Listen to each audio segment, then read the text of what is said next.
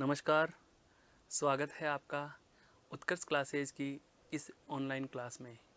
दोस्तों, आज हम एक बेहद खूबसूरत बिंदु पढ़ने जा रहे हैं। इस खूबसूरत बिंदु का नाम आप तुलनात्मक दृष्टि से भी देख सकते हैं। तुलनात्मक रूप से बात की जाए कैसे? हर कोई व्यक्ति अपनी बात को, हर कोई व्यक्ति अपने संवाद को प्रभावी बनाने का अथक प्रयास करता रहा है।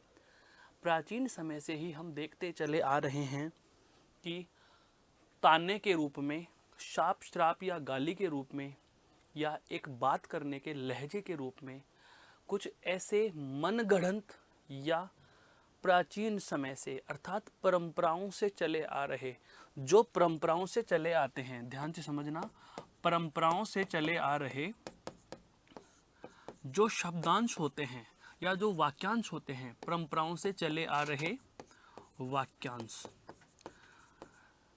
इन वाक्यांशों को हम अनुश्रुति कहते हैं। क्या कहते हैं दोस्तों? अनुश्रुति। और ऐसी बातें जो जन के मुख से सुनते चले आ रहे हैं, जन के मुख से सुनते चले आ रहे हैं, इन्हें क्या कहा जाएगा? जनश्रुति। क्या कहा जाएगा? जनश्रुति। तो हर एक व्यक्ति अपनी बात को, अपने संवाद को, अपने वृत्तांत को, अपने विचार संप्रेषण को अधिक प्रभावी बनाने हेतु क्या करता है? इन जनश्रुतियों का सहारा लेता है, अनुश्रुतियों का सहारा लेता है, वाक्य या वाक्यांशों का सहारा लेता है। और ऐसे ही कुछ वाक्य या वाक्यांश जो होते हैं उसमें नाम आते हैं दोस्तों, एक तो आपका कौन? मुहावरा, और एक नाम आता है दोस्तों लोकोक्ति। यूं तो कहें तो इन पर जितनी चर्चा कर ली जाए कम है।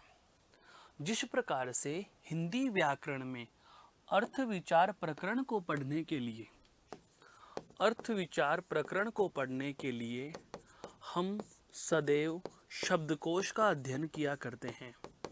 शब्दकोश का अध्ययन किया करते हैं क्योंकि शब्दकोश असीमित होता है, भाषा का शब्द भंडार असीमित होता है। तो जो मुहावरे और लोकोक्ति हैं, इनकी भी कोई निश्चित संख्या नहीं बताई जा सकती। माना कि हम जैसे कहें सर्वनाम हिंदी में 6 प्रकार के, संज्ञा 3 प्रकार की, विशेषण 5 प्रकार के, क्रिया को कर्म के आधार पर 2 प्रकारों में बांटा गया। तो अगर आपसे पूछ लिया जाए कि मुहावरे और लोकोक्ति कितने होते हैं, तो इनकी एक संख्या सीमित कर पाना असंभव होगा, निश्चित नहीं कर सकते। क्यों? क्योंकि इनकी संख्या असीमित है, घटती बढ़ती रही है। जनश्रुति, अनुश्रुति या लोगों की उक्ति, ये सभी समय और देश काल तथा परिस्थिति के अनुसार परिवर्तित होते रहे हैं। तो इसी परिवर्तन के मद्देनज़र आज हम शुरू करने जा रहे हैं हमारा महत्वपूर्ण प्रकरण, जिसका नाम अभी अभी आपके समक्ष मैंने उच्चारित किया, पुनः बता देता हूँ, मुहावरा और लोकोक्ति। परीक्षा में प्रश्न कैसे पूछा जाता रहा था और कैसे पूछे जाने लग गए हैं, उन संदर्भों पे सबसे पहले चर्चा की जाएगी। लेकिन उससे पहले थोड़ा सा मुहावरे और लोकोक्ति का हम परिचयात्मक विवरण पढ़ेंगे। मुहावरे और लोकोक्ति के परिचयात्मक विवरण की बात करें तो देखो, सबसे पहले हम बात करते हैं लोकोक्ति की।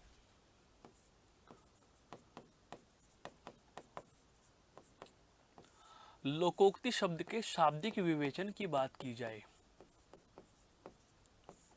तो शाब्दिक विवेचन के संदर्भ में आप पाएंगे कि लोकोक्ति जो शब्द है यह लोक योग उक्ति से बना है।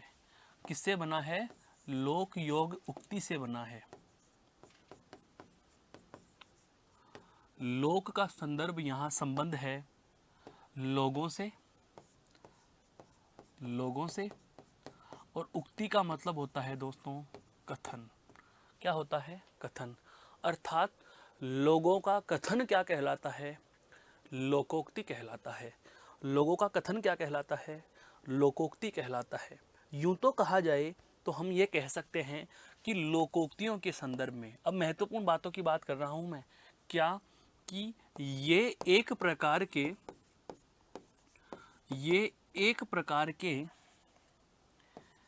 अलिखित कानून हैं। ये एक प्रकार के क्या हैं दोस्तों? अलिखित कानून हैं। ये एक प्रकार के अलिखित कानून हैं। मेरे कहने का आशय यह हुआ कि आज हम मानते हैं कि भारत का संविधान लिखित रूप में है, विस्तृत रूप में है, लेकिन भारत का संविधान तो आप जैसा कि सर्वविदित भी है, जानते हैं, जनवरी 1950 में हम मान रहे हैं। 26 जनवरी 1950 से हम संविधान के अंदर बंधे, संविधान के अंतर्गत बंधे, लेकिन उससे पहले भी इस समाज की सामाजिक व्यवस्थाओं को सुचारू रूप से चलाने के लिए कुछ न कुछ अलिखित कानून थे, कुछ न कुछ ऐसी बातें थी, कुछ न कुछ ऐसे संवाद थे जिनका पालन किया जाता था और उसके आधार पर परंपराओं का निर्वहन किया जाता था। तो लोकोक्ति जो होती है यह एक प्रकार के अलिखित कानून होते हैं और ये अलिखित कानून विश्व की सभी भाषाओं में प्रचलित हैं। हिंदी में ही नहीं, अंग्रेजी में भी मिलेंगे, उर्दू, अरबी, फारसी में भी मिलेंगे। ये विश्व की सभी भाषाओं में प्रचलित हैं। विश्व की सभी भाषाओं में इनका प्रचलन है। लोकोक्तियों का प्रचलन विश्व की सभी भाषाओं में है।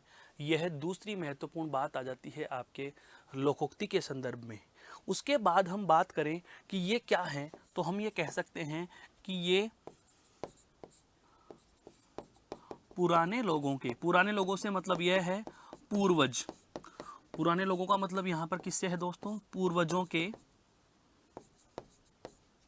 यह पुराने लोगों के संचित अनुभवों का सार है। संचित अनुभवों का सार होते हैं। लोकोक्ति के संदर्भ में कहा जाए कि लोकोक्ति क्या होती है, तो लोकोक्ति के लिए आप पहला तर्क देंगे क्या? ये एक प्रकार का अलिखित कानून है। दूसरी बात आती है विश्व की सभी भाषाओं में इनका प्रचलन है। और तीसरी बात आती है ये पुराने लोगों के अर्थात पूर्वजों के संचित अनुभवों का सार होते हैं।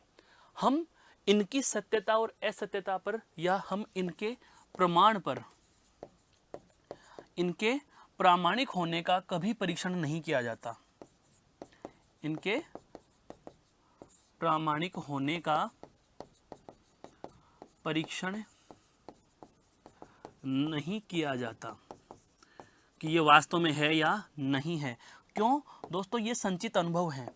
ये संचित अनुभव होते हैं। जाहिर सी बात है, संचित अनुभवों का मतलब कोई ऐसा वृत्तांत, कोई ऐसी घटना या कोई ऐसा वर्णन जो एक व्यक्ति विशेष पर लागू नहीं होता, 3 जनों पर लागू हो जाए, फिर 2 पर लागू नहीं हो, फिर शेष रहे 3 जनों पर लागू हो जाए।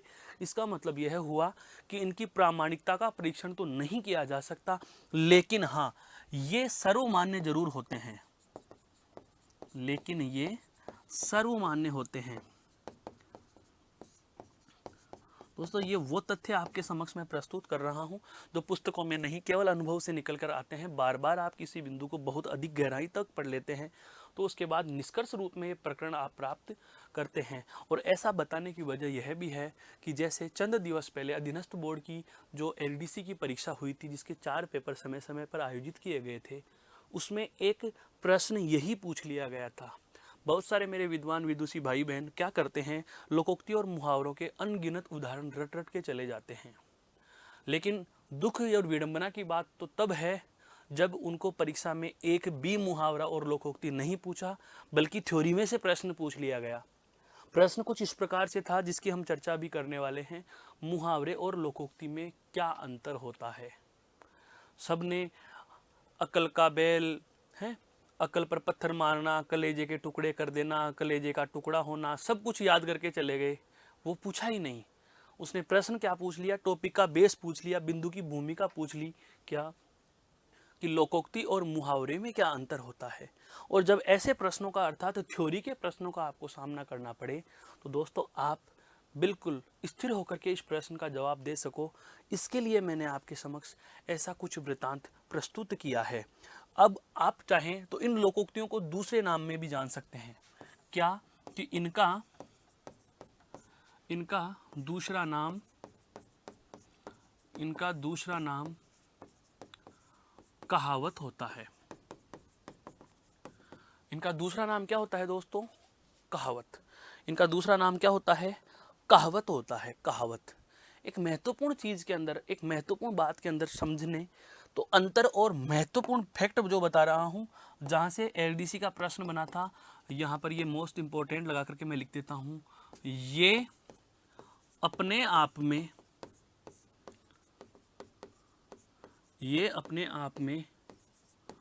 पूर्ण वाक्य होते हैं। ये अपने आप में पूर्ण वाक्य होते हैं। लोकोक्ति के बारे में कहा जाए तो ये अपने आप में क्या होते हैं दोस्तों? एक पूर्ण वाक्य होते हैं। जबकि मौखिक बताता हूँ, जब समय आएगा हम इसके बारे में लिखेंगे भी। मुहावरे जो होते हैं वो वाक्य का अंश होते हैं, वाक्य का अंग होते हैं। तो यही प्रश्न पूछ लिया गया था आपके एलडीसी परीक्षा में, अधीनस्थ बोर्ड की परीक्षा में। क्या? प्रश्न की भाषा सुनना। मुहावरा व लोकोक्ति में, मुहावरा व लोकोक्ति में क्या अंतर है? मुहावरा व लोकोक्ति में क्या अंतर है? प्रश्न के विकल्प जानना। विकल्प क्या लिखे? मुहावरा वाक्य होता है, मुहावरा वाक्य होता है, लोकोक्ति वाक्यांश होती है। लोकोक्ति वाक्यांश होती है। दूसरा विकल्प, लोकोक्ति वाक्य होती है,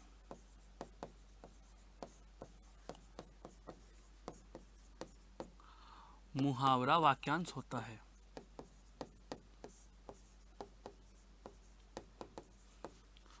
मुहावरा वाक्यांश होता है। अगला विकल्प, मुहावरा व लोकोक्ति, मुहावरा व लोकोक्ति दोनों वाक्य होते हैं। और अंतिम विकल्प बना दिया था मुहावरा व लोकोक्ति दोनों वाक्यांश होते हैं। बहुत अच्छे से समझो इस चीज को। आप कितने ही मुहावरे और लोकोक्ति याद करके क्यों न चले जाएं, इस तथ्य का, इस प्रश्न का जवाब उसी विद्यार्थी को पता होगा जो रटने पर नहीं, समझने पर जोर देता है, जिसने केवल यह समझा है कि बिंदु की भूमिका क्या है। इसीलिए तो कहा जाता है कि बेसिक बेस जब तक क्लियर नहीं होता हम टॉपिक के अंदर घुस नहीं सकते हैं।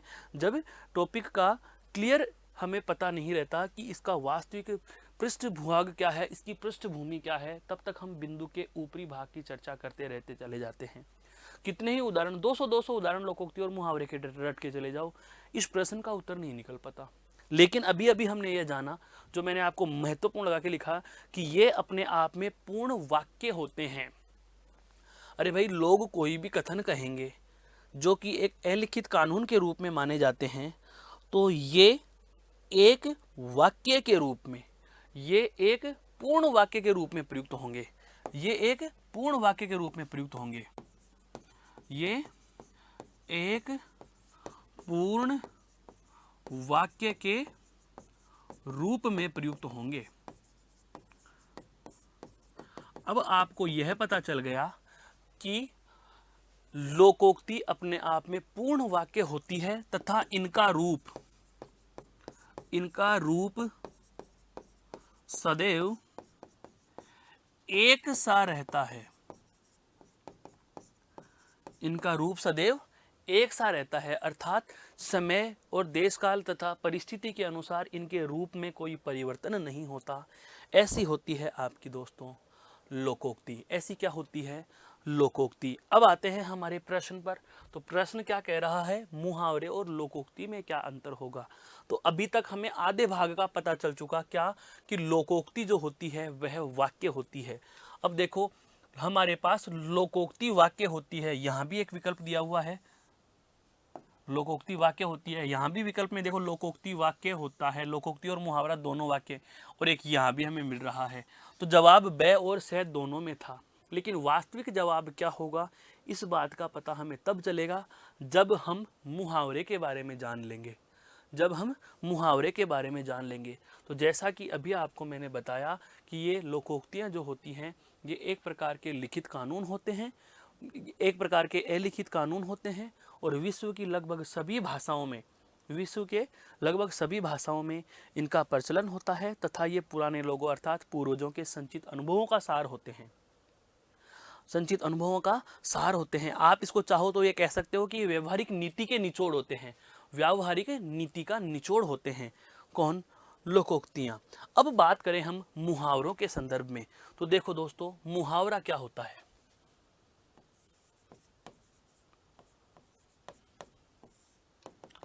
सबसे पहली बात मुहावरे के लिए कहा जाता है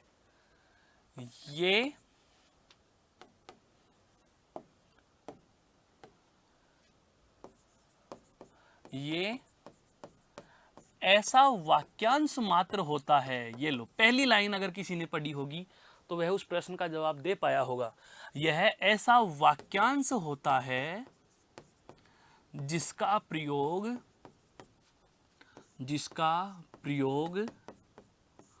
मनुष्य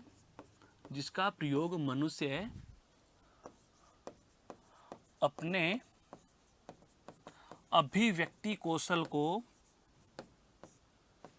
अभिव्यक्ति कौशल को सुधारने हेतु करता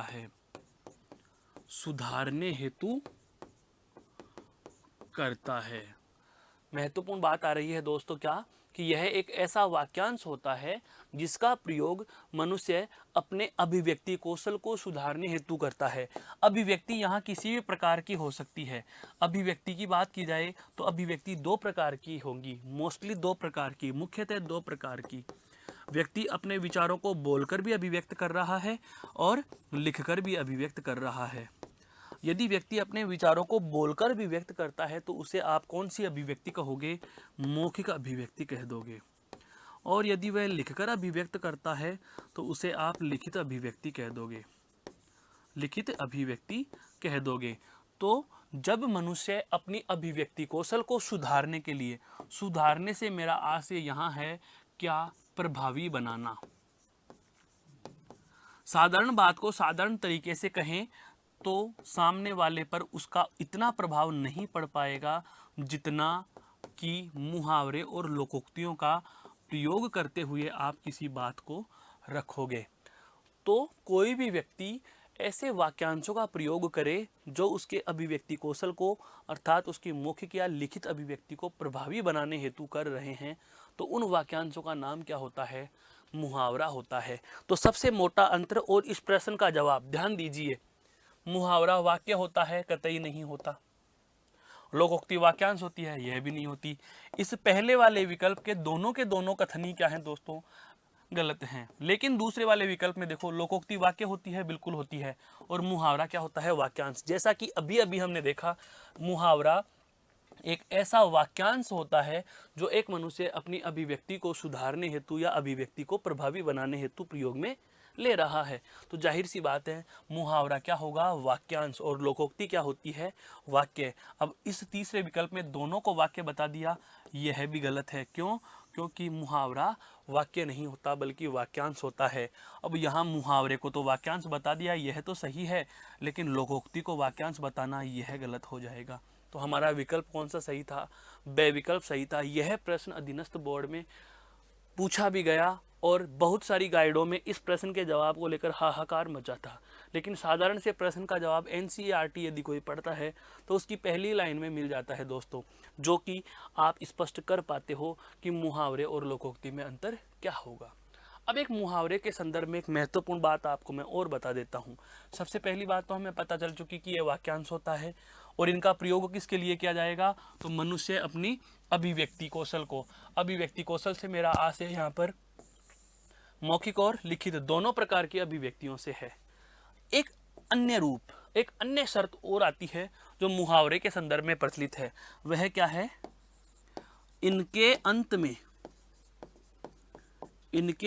में या अंतिम पद के रूप में, ध्यान से समझना, अंतिम पद के रूप में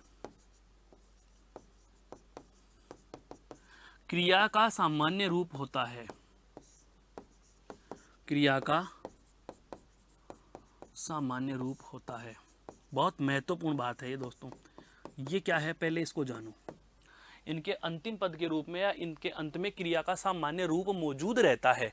इनके अंत में क्रिया आती है, समझना। इसके अंत में क्या आती है दोस्तों? क्रिया आती है। क्रिया, एक उदाहरण लेते हैं। जैसे एक उदाहरण के रूप में बात की जाए, एक उदाहरण की हम बात करते हैं, क्या? अपनी खिचड़ी अलग पकाना है। उदाहरण लिखा क्या? अपनी खिचड़ी अलग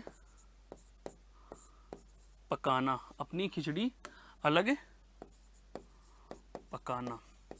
दोस्तों यहाँ मैं आपको मुहावरा नहीं पढ़ा रहा, यहाँ पर मैं आपको ये बताने जा रहा हूँ कि ये शर्त क्या कह रही है। यह तो तथ्य हमने अभी अभी लिखा है। इसके अंत में, अंत का मतलब मुहावरा शुरू हुआ अपनी खिचड़ी अलग पकाना। 4 पद हमारे पास दिए गए हैं एक वाक्यांश में। मुहावरा अर्थात वाक्यांश, मुहावरा अर्थात वाक्यांश। तो इस वाक्यांश में 4 पद हमें दिए गए हैं।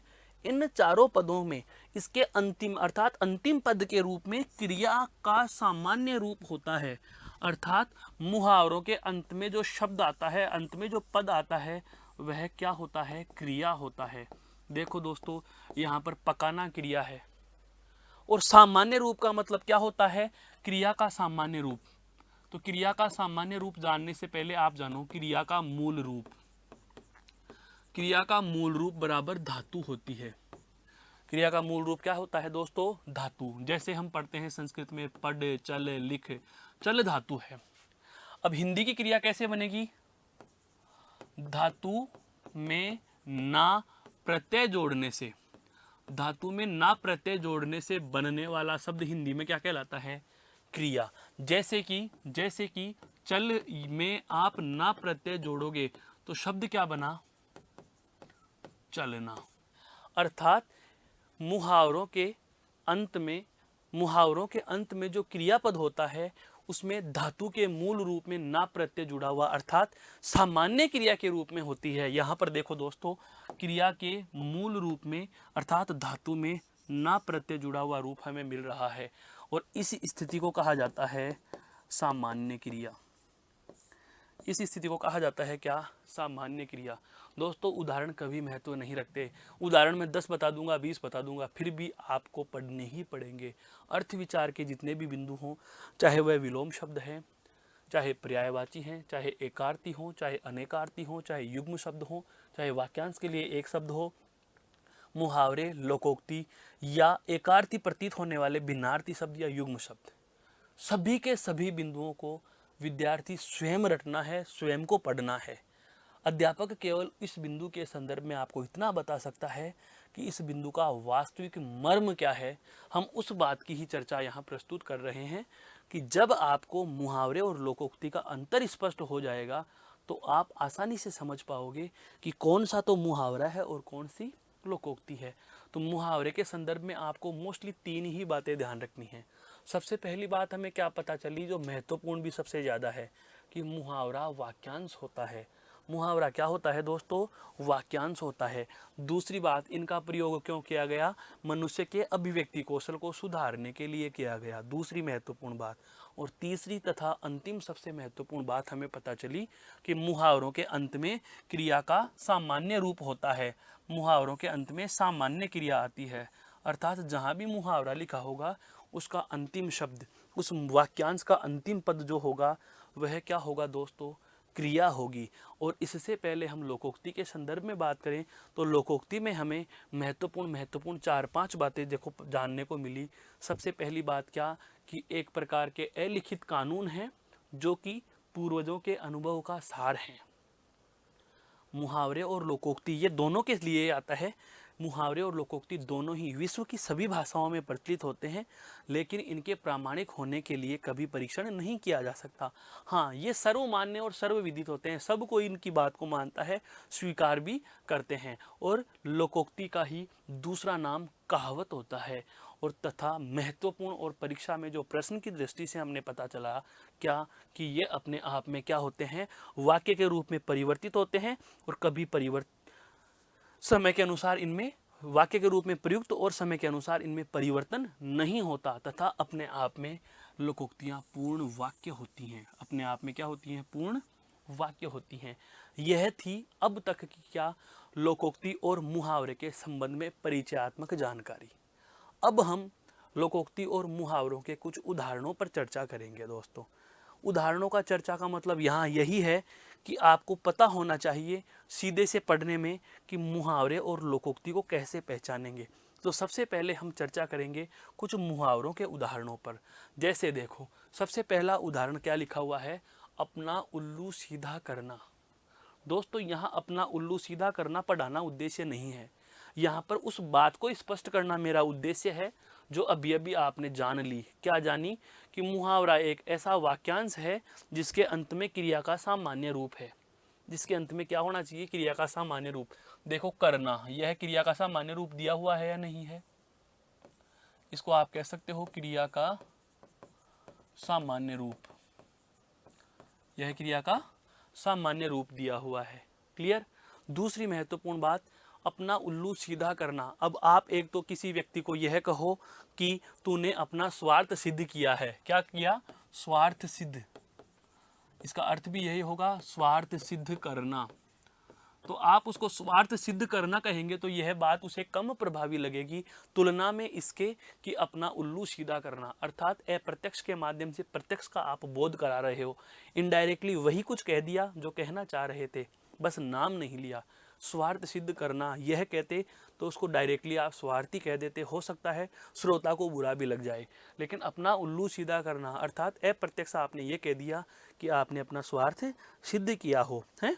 जैसे अक्ल के पीछे लठ लेकर फिरना। इसका मतलब क्या होता है? मूर्खता प्रदर्शित करना। क्या होता है दोस्तों? मूर्खता प्रदर्शित करना। यहां भी देखो, फिरना, यह भी क्या है? क्रिया सामान्य रूप में, क्रिया का सामान्य रूप है। आंखें बिछाना, आंखें बिछाना भी आ सकता है, हो सकता है पलके बिछाना भी आ जाए, हैं। आंखें बिछाना, पलके बिछाना, दोनों का मतलब एक ही जैसा है। हम बहुत बार कहते भी हैं, मनुवार के संदर्भ में है, अत्यंत प्रेम पूर्वक किसी का स्वागत करना। अत्यंत प्रेम पूर्वक किसी का स्वागत करना। अत्यंत प्रेम पूर्वक किसी का स्वागत करना अर्थात पलके बिछाना, आंखें बिछाना। एक होता है आंखें खुलना, है। एक क्या होता है दोस्तों? आंखें खुलना। आंखें खुलना का मतलब वास्तविकता का, सच्चाई का अनुभव हो जाना, वास्तविकता का पता चलना। बहुत बार कहते हैं ना कि जैसे ही तुम्हारे ऊपर जिम्मेदारियों का भार आएगा उस दिन तुम्हारी आंखें खुलेंगी, हैं। वास्तविकता का पता लगना। इतने दिन हम भ्रम में थे, झांकने झंझा के झोंके में झुककर खुले झरोके से। जब लक्ष्मण शूर्पणखा को कहता है, शूर्पणखा अपना प्रेम प्रणय निवेदन लेकर के लक्ष्मण के पास आती है। लक्ष्मण ने के पास आने से पहले वह श्री राम के पास जाती है और अपना प्रणय निवेदन उस मर्यादा पुरुष के समक्ष रखती है। तो उनके मुख से यह उक्ति निकलती है कि झांकने झंझा के झोंके में झुककर खुले झरोके से। कहने का आशय यह हुआ कि जब आंधी चल रही हो तो झरोके से आंखें खोलकर बाहर नहीं देखना चाहिए। अगर आप ऐसे देखोगे, ऐसा कुछ करोगे तो जाहिर सी बात है आपकी आंखों में धूल के कण गिरेंगे ही गिरेंगे। तो जिस दिन आपको वास्तविकता का पता लगेगा उस दिन तुम्हारी आंखें खुलेंगी। मतलब आंख खुलना अर्थात वास्तविकता का पता लगना या वास्तविकता का बोध होना। वास्तविकता का पता लगना, वास्तविकता का बोध होना, है। आगे आता है क्या? आड़े हाथों लेना। आड़े हाथों लेना आप इसको यह भी कह सकते हो, मान लीजिए सामने वाले की गलती का हमें पता लग गया। अब हम उसको आधे हाथों लेंगे, अर्थात खरी खरी सुनाएंगे। हैं खरी खरी सुनाना, खरी खरी सुनाना। लेकिन यहाँ ताना मारना नहीं है। खरी खरी सुनाने का मतलब यह है कि आप उसको उसकी गलती की वास्तविकता के बोध में सजा स्वरूप वाक्यांश कह रहे हो। उसे क्या कहेंगे हम? आड़े हाथों लेना कहेंगे। क्या कहेंगे दोस्तों? आड़े हाथों लेना कहेंगे, आड़े हाथों लेना। अगले बात करें, अगले उदाहरणों की बात करें। देखो, 8 आंसू गिराना, ऐसा हालांकि वास्तविकता में बहुत कम होता है, ये दिखावे के ज़्यादा होते हैं।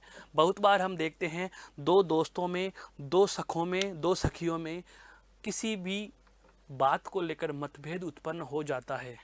जब उनको अपनी गलती का एहसास होता है तो दिखावे के लिए, सामने वाले को पटाने के लिए, मनाने के लिए, उसको खुश करने के लिए जानबूझकर 8 आंसू गिराते हैं। लेकिन 8 आंसू गिराने का मतलब यहाँ पर हम क्या लेते हैं दोस्तों? पश्चाताप होना है, या पश्चाताप, पछतावा जिसको कह सकते हैं, पश्चाताप करना, पश्चाताप करना। पश्चाताप अर्थात पछतावा प्रदर्शित करना। पश्चाताप का मतलब पछतावा प्रदर्शित करना। सीधे शब्दों में कहें, गिल्टी फील करना। क्या कहें? गिल्टी फील करना। बहुत बार ऐसे वाक्यांशों का हम प्रयोग करते हैं जो हमें मालूम नहीं रहता हम कौन से संदर्भ में बोलते हैं, लेकिन आम जीवन में, आम व्यवहार में, आम बोलचाल के शब्दों में हमें पता रहता है कि यह कहा क्या गया है। पश्चाताप करना, यह शब्द आपके लिए नया हो सकता है लेकिन शुद्ध हिंदी का है। और अभी आपको कह देना गिल्टी फील हो रही है, ये तुरंत समझ में आ जाएगा। दोस्तों, एक होता है भाषा का मानक रूप, एक होता है भाषा का प्रचलित रूप। यह मानक रूप है और गिल्टी आपके लिए प्रचलित रूप है। बहुत बार हम कहते हैं, पूर्वजों से सुनते आए हैं, दादाजी कभी विद्यालय गए ही नहीं, फिर भी उनको ये पता है कि सीधे बैठने को कहेंगे लाइन से बैठ जा। अब लाइन का मतलब ही उनको नहीं पता कि हिंदी में लाइन को कहते क्या हैं। बताइए दोस्तों, क्या कहते हैं लाइन को हिंदी में? कमेंट करके बताओ, आप जरा कमेंट करके बताइए। मैं इंतजार कर रहा हूं आपके जवाब का कि लाइन को हिंदी में क्या कहेंगे। लाइन से बैठ जाओ, सीधा बैठ जाओ नहीं कह सकते। लाइन से बैठ जाओ का मतलब क्या होगा? लाइन से बैठ जाने अर्थात पंक्तिबद्ध या कतारबद्ध बैठ जाना। लाइन का मतलब होता है पंक्ति या कतार। समझ गए होंगे दोस्तों। अब बात करते हैं अगले उदाहरण पर। आकाश टूट पड़ना। आकाश ही टूट पड़ा अचानक, क्योंकि आकाश टूट पड़ेगा पता थोड़ी था। अचानक विपत्ति आ जाना, अचानक विपत्ति आ जाना, अचानक विपत्ति आना, अब अचानक विपत्ति आना। उल्लू सीधा करना, स्वार्थ निकालना। उल्लू सीधा करने का मतलब क्या होता है दोस्तों? स्वार्थ निकालना। एक और अभी अभी आया था, अपना उल्लू सीधा करना। ध्यान से देखिए एक बार, अपना उल्लू सीधा करना, अपना उल्लू सीधा करना। अपना उल्लू सीधा करने का मतलब स्वार्थ सिद्ध करना। और एक आता है उल्लू सीधा करना, स्वार्थ निकालना। एडी से चोटी का जोर लगा देना, एडी से चोटी का जोर। जैसे कि आपको बहुत बार निर्मल सर के द्वारा कहा जाता है कि अब परीक्षा का समय बहुत नज़दीक आ चुका है। परीक्षा की इन चंद दिवस के समय की बची हुई घड़ियों में आपको एडी से चोटी तक का जोर लगा देना है। तो उस स्थिति में आप कहते हैं एडी से चोटी तक का जोर लगा देना, अर्थात पूरी कोशिश करना। जैसे हम कहते हैं कटिबद्ध हो जाना, कटिबंध नहीं, कटिबद्ध, कमर कस लेना। एडी से चोटी तक का जोर लगा देने का मतलब होता है पूरी ताकत लगा देना, है संपूर्ण ताकत लगा देना। एडी से चोटी का जोर लगाना अर्थात पूरी कोशिश करना, पूरी कोशिश करना, पूरी कोशिश, पूरी कोशिश करना। कंचन बरसने का मतलब क्या होता है? कंचन बरस रहे हैं, पता ही नहीं चल रहा, धन दिन दूनी रात चौगुनी उन्नति हो रही है। चारों ओर से धन बरसना, चारों ओर से धन बरसना, चारों ओर से धन बरसना। इसको क्या कहेंगे दोस्तों? कंचन बरसना। इसको क्या कहेंगे? कंचन बरसना। इसको क्या कहेंगे? कंचन बरसना, अर्थात चारों ओर से धन बरसना। अगला आता है आपका बहुत ही अच्छा और बहुत बार पूछा गया, क्या कसौटी पर कसना। कसौटी पर कसना का मतलब होता है दोस्तों परीक्षण करना, जांच परख कर लेना है, परीक्षण करना, परीक्षण करना। फिर है कंधे से कंधा मिलाकर चलना। हम आपके प्रयत्न के साथ या हम आपकी परीक्षा तक कंधे से कंधा मिलाकर चलेंगे, अर्थात आपको साथ लेकर चलेंगे, या सीधे शब्दों में हम कहें तो साथ देना। साथ देना, बार बार कहने के बावजूद कि मैं आपके कंधे से कंधा मिलाकर चलूंगा, उसके बाद भी आपके कान पर जूं न रेंगना, अर्थात असर न होना, असर न होना, आपके ऊपर कोई असर नहीं पड़ रहा और कोई असर नहीं पड़ेगा भाई, तो चंद समय के बाद आप एकदम से कलेजा थाम कर रह जाएंगे। क्यों? क्योंकि आपके पास और कोई विकल्प नहीं रहेगा कलेजा थाम कर रह जाना। आप नहीं चाहते थे ऐसा सहन करना, पर मजबूरी हो गई, सहन करना पड़ रहा है, तो असहनीय बात आ जाएगी, असहनीय परिणाम आ जाएगा, आशानुरूप परिणाम नहीं आएगा। तो हम यह कह सकते हैं कि असह्य बात का सुनकर रह जाना। आपने सुन लिया, असहनीय था, पर आपके हाथ में कुछ नहीं, आप कुछ नहीं कर पाए, आप उसको परिवर्तित नहीं कर पाए, आप परिणाम को बदल नहीं पाए हैं, आप परिणाम को बदल नहीं पाए, तो जाहिर सी बात है आपको असहनीय बात सुननी भी पड़ेगी, हैं, सुननी भी पड़ेगी। अगला आता है आपका कौन सा? गला काटना। अगला कौन सा आता है? गला काटना। बहुत बार कहते भी हैं कि कोई गर्दन पसार देता है तो गर्दन काटी नहीं जाती, अर्थात विश्वास में धोखा देना, या हम कह सकते हैं लोभ में नुकसान पहुंचा देना, लोभवश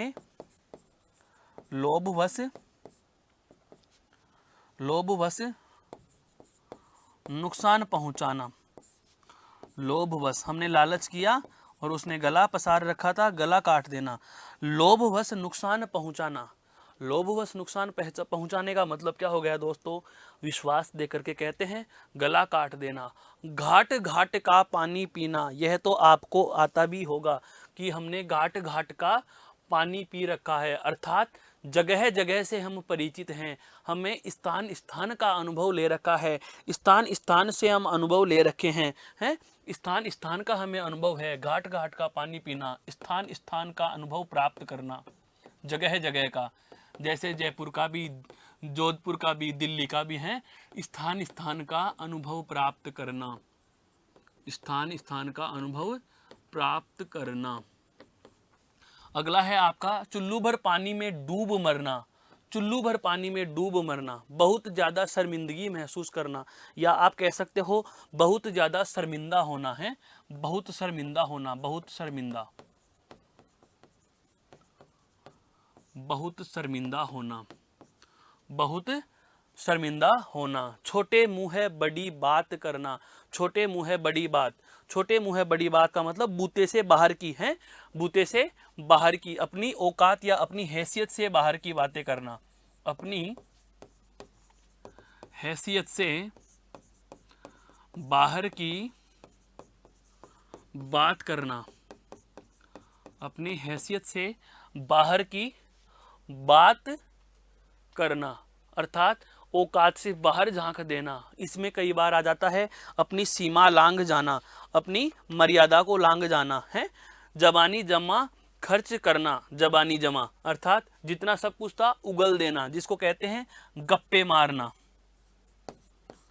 गप्पे मारना, डींग हाँकना भी कह सकते हो आप इसको, हैं, डींग हाँक देना है, गप्पे मारना, बिल्कुल है। जी भर आना, करुणा का भाव जाग जाना, अर्थात दया उमड़ना या दया आना, दया आना भी कह सकते हो, दया उमड़ना भी कह सकते हो, दया आना या दया उमड़ना, दया आना या दया उमड़ना। दोस्तों अगले हम कुछ उदाहरणों की बात करें, जैसे डकार जाना। अब यहाँ पर डकारने का मतलब किससे होता है? निगलने से, हैं, निगलने से। निगलने का मतलब क्या हो गया? हजम, छीन लेना, जिसको हम कह सकते हैं हजम कर लेना। बहुत बार कहते हैं कि साहूकार गरीब के पैसे लेता भी है और डकार भी जाता है। साहूकार गरीब के पैसे लेता भी है और डकार भी जाता है, अर्थात डकार गया वह हजम कर गया, वह हजम कर जाता है, हड़प लेता है जिसको हम कह सकते हैं। आगे आता है तिल का ताड़ करना, अर्थात बात का बतंकड़ बना देना।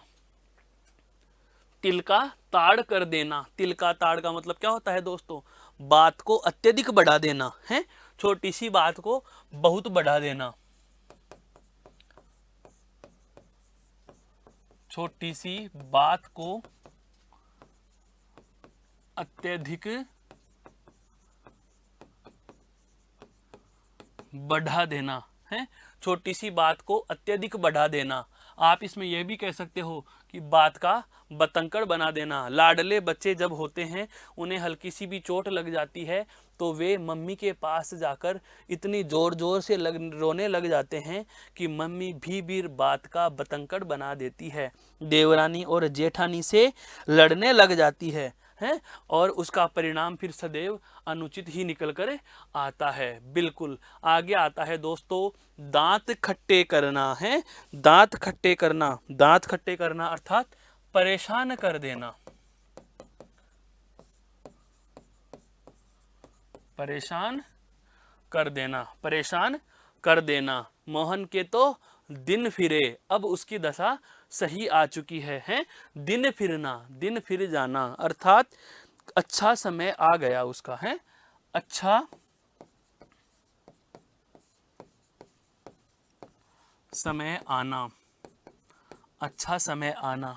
नींव की ईंट होना, यह एक केवल मुहावरा नहीं दोस्तों, यह एक आज प्रेरणादायक उक्ति भी बनी हुई है। जैसा कि हम स्वामी विवेकानंद के संदर्भ में बात करते हैं कि आज भी हमारे भारतीय स्वतंत्रता के संग्राम में ऐसी मूक शहादतें रही हैं जिनका हमें पता भी नहीं, अर्थात जिनके नाम तक से हम परिचित नहीं हैं, लोग उनको याद तक नहीं करते। स्वतंत्रता सेनानियों के जब बातें की जाती हैं तो हम गिने चुने 2, 5, 10 नाम याद रखते हैं, गिने चुने 2, 5, 10 नाम याद रखते हैं कि महात्मा गांधी जी का भी योगदान है, पंडित जवाहरलाल नेहरू का भी योगदान है, सुभाष चंद्र बोस का भी योगदान है, चंद्रशेखर आज़ाद का भी योगदान है, लाल बाल पाल का भी योगदान है। लेकिन क्या इनका ही योगदान है, इसके अलावा किसी का नहीं? बहुत सारी मौन मूक शहादतें ऐसी हैं जो बलिदान हो गए हैं। जलियांवाला बाग हत्याकांड हुआ, हम चंद्रशेखर आज़ाद को पढ़ लेते हैं, सुभाष चंद्र बोस को पढ़ लेते हैं, असहयोग आंदोलन के मुख्य जो प्रवर्तक हैं महात्मा गांधी को पढ़ लेते हैं, तो क्या असहयोग आंदोलन अकेले गांधी जी ने किया था? नहीं। क्या उनके साथ जनता नहीं थी? बहुत सारे माँ बाप, बहुत सारे व्यक्ति, बहुत सारी पुरुष, बहुत सारे वीर वीरांगना ऐसे भी रहे हैं जिन्होंने बहुत बड़ी योगदान, बहुत बड़ा एक अपना भूमिका का निर्वहन किया, लेकिन वो मौन मूक शहादतें हो गई, मौन और मूक शहादतें हो गई। तो उनको कहा जाता है नींव की ईंट। उनको क्या कहा जाता है? नींव की ईंट। हम कह सकते हैं प्रमुख आधार।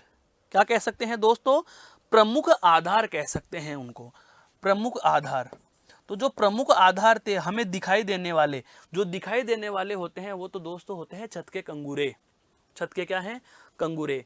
जब आप पूर्व की कक्षाओं की बात याद करें तो आपके कक्षा 11वीं या 9वीं में एक अनिवार्य हिंदी में पाठ चलता है नींव की ईंट, पहला या दूसरा ही पाठ है, जिसमें आपने भी पढ़ा होगा कि आज के समय में नींव की ईंट होने की आवश्यकता है। कंगूरा हर कोई बनना चाहता है। कंगूरा अर्थात झरोखे, मकान की वो दृश्य भाग में लगने वाली चीज़ें जो हर किसी को आसानी से दिखाई दे जाती हैं, वो हर कोई बनना चाहता है। अर्थात हर एक कार्य में व्यक्ति अपना योगदान इस तरीके से देना चाहता है कि मैं सबसे पहले गिना जाऊं योगदान देने वालों में, मेरा नाम सबसे पहले आए अच्छे लोगों में, मेरा नाम सबसे पहले आए बलिदानियों में। लेकिन वास्तविकता यह है कि इनकी आवश्यकता नहीं। क्यों? जब आधार मजबूत नहीं होगा, जब तक हमें प्रमुख आधार नहीं मिलेगा, तब तक हमारा मकान सौंदर्य को प्राप्त नहीं करेगा।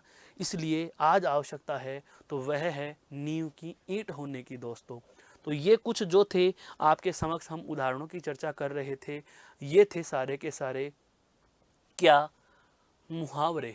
अब हम कुछ उदाहरण किसके लेंगे, लोकोक्ति के भी लेंगे। तो लोकोक्ति के उदाहरण लेने से पहले मैं एक बार प्रकाश डालना चाहूँगा कि लोकोक्ति क्या होती है। लोकोक्ति क्या होती है, तो लोकोक्ति के संदर्भ में आपको ध्यान रखना है, लोकोक्ति के संदर्भ में आपको यह ध्यान रखना है कि ये अलिखित कानून होते हैं जो विश्व की लगभग सभी भाषाओं में प्रचलित हैं और इनको पूर्वजों के संचित अनुभवों का सार कहा जाता है तथा इनको परीक्षण में नहीं लिया जा सकता, लेकिन इनकी सत्यता का कोई वास्तविकता का पता भी नहीं होता, फिर भी ये सर्वमान्य होते हैं।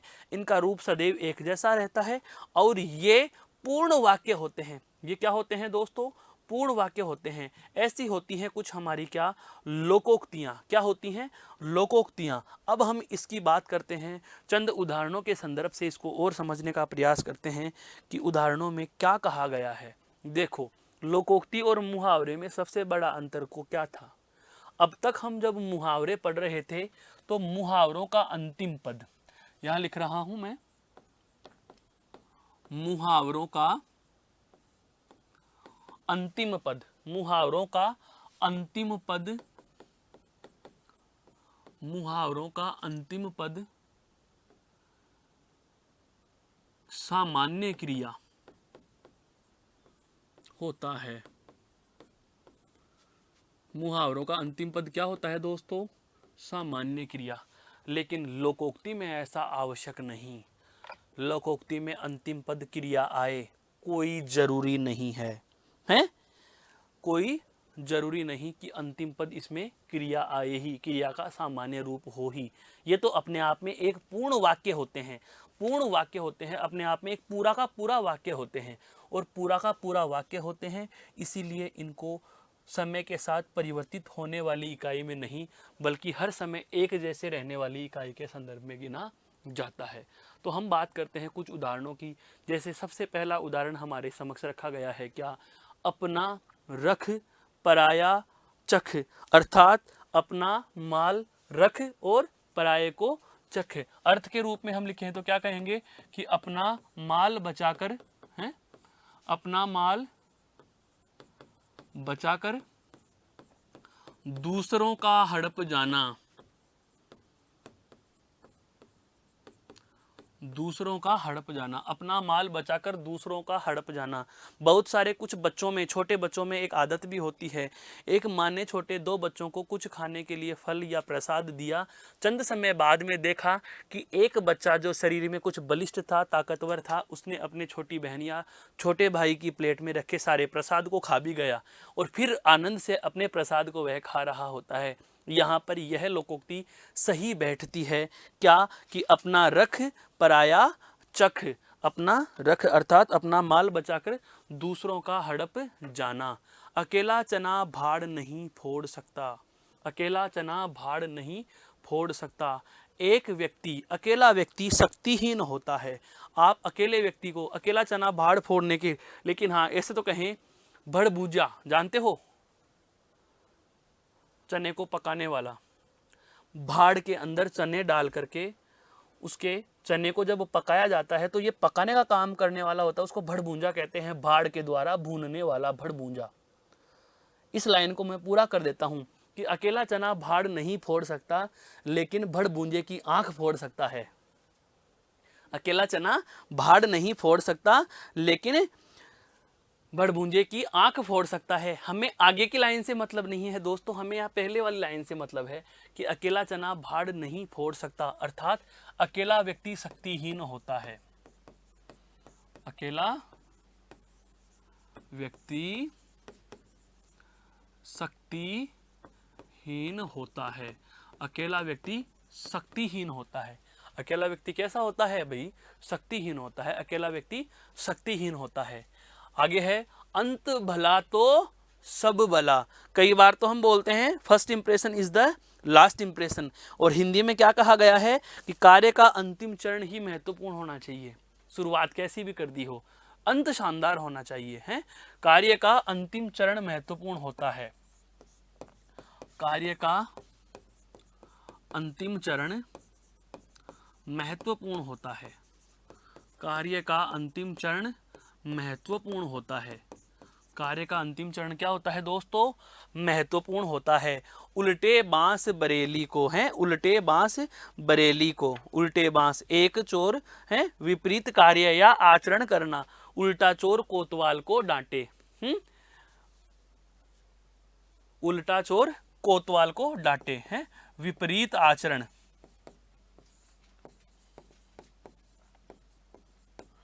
विपरीत आचरण या कार्य,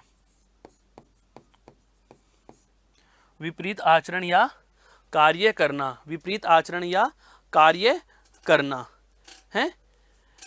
एक म्यान में दो तलवारें नहीं समा सकती, एक म्यान में दो तलवारें नहीं समा सकती, अर्थात दो प्रशासक एक ही जगह एक स्थान पर कार्य नहीं कर सकते, अर्थात दो प्रशासक एक जगह एक साथ शासन नहीं कर सकते। ऐसे समझ सकते हो, दो राजा एक ही राज्य में राज नहीं कर सकते,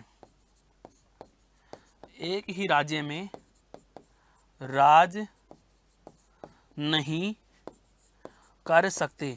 आप इस लोकोक्ति का प्रयोग केवल राजाओं के संदर्भ में नहीं कर सकते।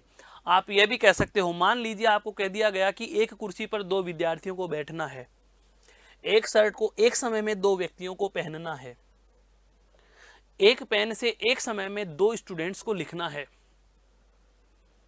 तो हम सीधे से ही कह देते हैं कि एक म्यान में दो तलवारें नहीं समा सकती। अर्थात कहने का आशय यह हुआ कि एक राजा एक ही समय में, एक राज्य में दो राजा एक ही समय में एक साथ राज नहीं कर सकते हैं।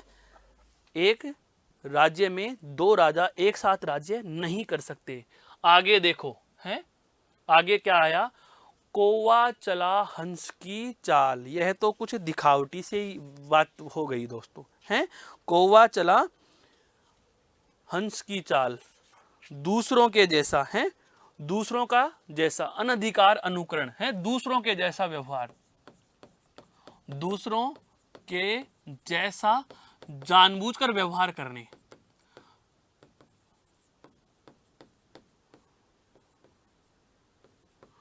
दूसरों के जैसा जानबूझकर व्यवहार, अर्थात दूसरों के जैसा अनाधिकार आचरण, अर्थात हम उसका अधिकार नहीं रखते। हंस के जैसी चाल का अधिकार कौवे को नहीं है, लेकिन वह फिर भी वैसी चाल चल रहा है। तो कौवा चला हंस की चाल, कभी घी घना तो कभी मुट्ठी भर चना। यह तो आप इसको इस तरीके से भी समझ सकते हो कि सदैव चांदनी रातें नहीं रहती, अर्थात परिस्थितियां बदलती रहती हैं, परिस्थितियां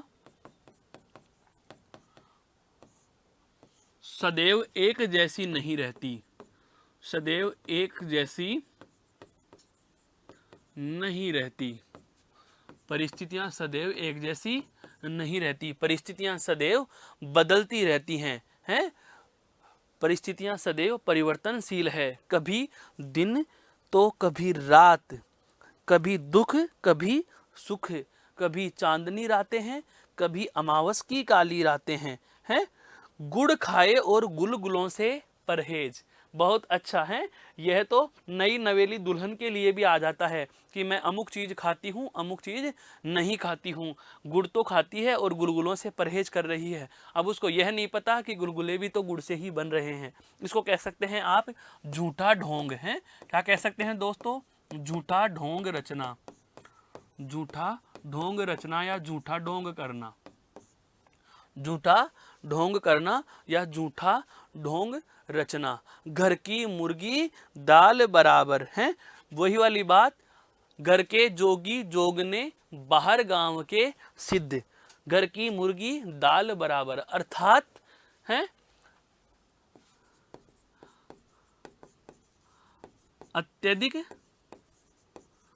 परिचय से सम्मान कम। एक लाइन आती भी है, एक लाइन भी आती है दोस्तों, आपने सुना होगा क्या? अति परिचय होत है अरुचि अनादर अपमान। कि यदि आप किसी व्यक्ति से अत्यधिक परिचय कर लेते हैं, आपका किसी व्यक्ति से अत्यधिक परिचय हो जाता है, तो वहाँ आपको अरुचि मिलेगी, अर्थात सामने वाले का आप में इंटरेस्ट भी कम हो जाएगा। अरुचि आप में वह रुचि कम लेने कर लग जाएगा, वह आपका आदर भी कम कर देगा, वह आपका हो सकता है अपमान भी कर दे। तो अति परिचय होत है अरुचि अनादर अपमान, यह बात याद रखना।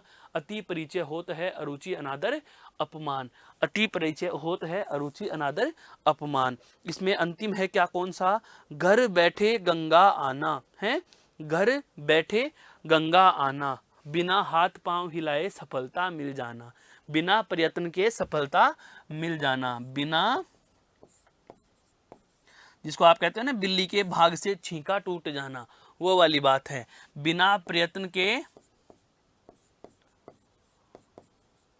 सफलता मिलना, घर बैठे गंगा आ जाना, बिल्ली के भाग का छींका टूट जाना, घर बैठे सफलता मिलना है, घर बैठे सफलता मिल जाना, अर्थात बिना प्रयत्न के लाभ या आपको सफलता प्राप्त हो जाए हैं, बिना प्रयत्न के ही आपको सफलता या लाभ प्राप्त हो जाए।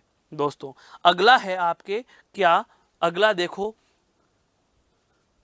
चींटी के पर निकलना, चींटी के पंख निकल आना है, ये आप कह सकते हो क्या, विनाश काले विपरीत बुद्धि, बुरा समय आने पर बुद्धि का नष्ट हो जाना है, बुरा समय आने पर पूर्व बुद्धि का नष्ट हो जाना, बिना समय आने पर बुद्धि का नष्ट हो जाना, बुरा समय आने पर, बुरा समय आने पर पूर्व बुद्धि का नष्ट हो जाना, अर्थात व्यक्ति अपना विवेक खो बैठता है। अब व्यक्ति अपना क्या करता है दोस्तों, विवेक खो बैठता है। बुरा समय आने पर उसकी पूर्व बुद्धि क्या हो जाती है, नष्ट हो जाती है। क्या हो जाती है, नष्ट हो जाती है। अगला है, जहां मुर्गा नहीं बोलता वहां क्या सवेरा नहीं होता। दोस्तों हम यह कह सकते हैं, आपने सुना भी होगा कि एक बैल के भरोसे गाड़ी नहीं अटकती, किसी एक व्यक्ति विशेष के भरोसे किसी अन्य का कार्य नहीं अटकने वाला। क्या जहां मुर्गा नहीं बोलता वहां सवेरा नहीं होता, सवेरा वहां वही होता है जैसे होना चाहिए था। अर्थात किसी अन्य के भरोसे कोई काम अटकता नहीं है, किसी के भरोसे कोई काम नहीं अटकता, कोई काम नहीं अटकता, किसी के भरोसे कोई काम नहीं अटकता, किसी के भरोसे कोई काम नहीं अटकता। कोई यह सोचे कि यह संपूर्ण कार्यशाला या संपूर्ण प्रक्रम या संपूर्ण उद्योग सिर्फ मेरे पीछे ही चल रहा है, तो ऐसा नहीं है। ऐसा सोचना केवल और केवल पागलपन, भोलेपन या एक प्रकार से दंभ की अर्थात घमंडी होने की क्या होती है दोस्तों, निशानी होती है। क्या होती है, घमंडी होने की निशानी होती है। अगली बात आती है क्या, जहां न पूछे रवि वहां पहुंचे कवि, जहां न पहुंचे रवि वहां पहुंचे कवि। अर्थात आप ये भी कह सकते हो कि कवि दूर की सोचते हैं, कवि दूर की सोचते हैं, कवि दूर की सोचते हैं। अर्थात सीमातीत कल्पना करना, सीमाओं से बाहर जाकर, सीमातीत कल्पना करना, अर्थात सीमाओं से बाहर जाकर, सीमाओं से बाहर जाकर कल्पना करना, सीमातीत कल्पना करना, सीमाओं से बाहर जाकर सोचना, सीमाओं से बाहर जाकर सोच लेना। कवि दूर की सोचते हैं, अर्थात जहां न पहुंचे रवि वहां पहुंचे कवि, जहां तक सूर्य का प्रकाश नहीं जाता वहां तक पहुंच जाना है। झटपट की कहानी, आधा तेल आधा पानी, अर्थात जल्दबाजी हमेशा क्या देती है, नुकसान। इसीलिए कहते हैं जल्दी का काम शैतान का होता है। झटपट की कहानी, आधा तेल आधा पानी होता है दोस्तों, आधा तेल आधा पानी। झटपट की कहानी, आधा तेल आधा पानी, झटपट की घानी आधा तेल आधा पानी, झटपट की घानी आधा तेल आधा पानी, अर्थात जल्दबाजी हमेशा काम खराब करती है। जल्दबाजी हमेशा कार्य खराब करती है, कार्य खराब करती है। इसीलिए कहा जाता है कि जल्दी का काम शैतान का है, जल्दी का काम शैतान का। अगला आता है आपका तेल देखो तेल की धार देखो, हैं? तेल देखो तेल की धार देखो, बहुत अच्छे से समझना है इस चीज को, है? नया अनुभव करना, धैर्य के साथ सोच समझकर कार्य करना, या आप कह सकते हो परिणाम की प्रतीक्षा करो, जो बोया वो प्राप्त करना है, अर्थात धैर्य से कार्य करना, धैर्यपूर्ण कार्य करना, अर्थात परिणाम की प्रतीक्षा करना, परिणाम की प्रतीक्षा करना, परिणाम की प्रतीक्षा करना। तो दोस्तों यह कुछ आपके समक्ष मैंने प्रस्तुत की हैं लोकोक्तियां और उनके उदाहरण और उनके अर्थ। इससे पहले हमारी जो चर्चा थी यह रही मुहावरों पर और उसके उदाहरणों और उनके अर्थ पर, और समग्र चर्चा की बात करें तो हमने एक प्रकार से लोकोक्ति और मुहावरे इन दोनों का यहाँ इस कक्षा के अंतर्गत हम तुलनात्मक अध्ययन पढ़ चुके हैं। और जो एक बार परीक्षा में अब तक सिर्फ एक ही बार ऐसा हुआ है कि एक परिचयात्मक विवरण का थ्योरी में से प्रश्न पूछ लिया गया, और इसका मैंने आपको जवाब भी बता दिया कि कैसे प्रश्न पूछा गया था, क्या उसका जवाब रहा। उसके पश्चात हम कुछ उदाहरणों पर चर्चा कर चुके हैं। तो आशा करता हूँ यह बिंदु आपको बेहद समझ और पसंद आया होगा। आप सभी को नमस्कार, धन्यवाद, जय हिंद, जय भारत।